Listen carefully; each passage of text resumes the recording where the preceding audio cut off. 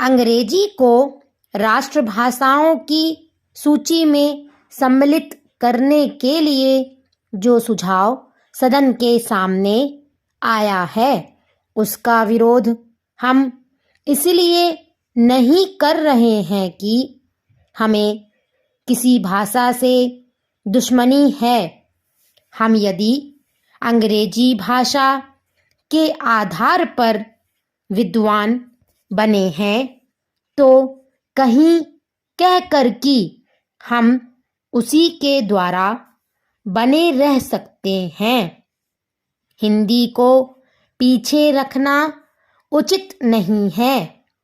यह भ्रम सारे देश में फैलाया जा रहा है कि हिंदी से हमारी प्रगति नहीं हो सकती है।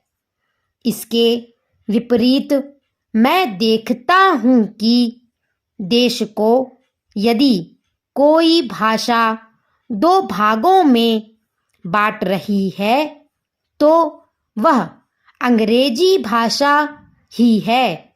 जिनको हिंदी नहीं आती वे समझते हैं कि हिंदी पढ़े लिखे लोग उन पर हावी हो जाएंगे।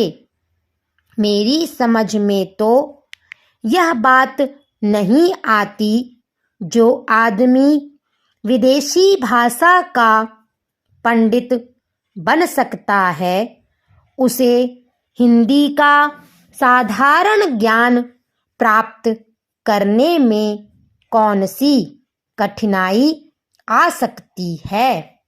हिंदी तो इतनी सरल भाषा है कि थोड़े से संपर्क से ही आदमी हिंदी जान लेता है और अपने भाव प्रकट कर लेता है।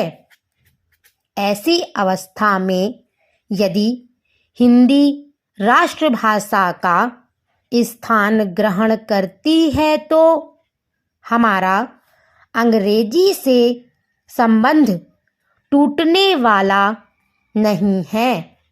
हर देश की अपनी एक भाषा होती है जिससे लोगों के विचारों का आदान प्रदान होता है और वे अपनी समस्याओं को समझते हुए उन्हें सुलझाते हुए आगे बढ़ सकें। वह भाषा वही हो सकती है जिसको देश के अधिक से अधिक लोग समझ बोल और लिख सकें। इस देश में केवल हिंदी को ही ऐसा स्थान प्राप्त है। फिर हमें हिंदी को देश की राष्ट्रभाषा बनाने के लिए क्यों आपत्ति है। यदि हम इस प्रस्ताव को जो कि हमारे सामने पेश है स्वीकार करते हैं तो मेरा यह निश्चित मत है कि जिस दास्ता के बंधन से हम निकलने की कोशिश कर रहे हैं उससे हम नहीं निकल पाएंगे।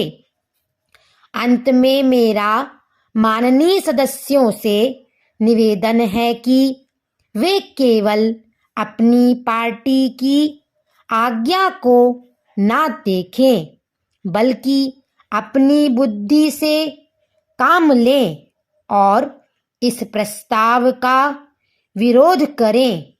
यदि यह प्रस्ताव पास हो जाता है जो कि बाद में कानून बनने वाला है तो वह आज़ादी जो हमने 200 सालों के बाद प्राप्त की है उसके फलने फूलने में बाधा आ सकती है।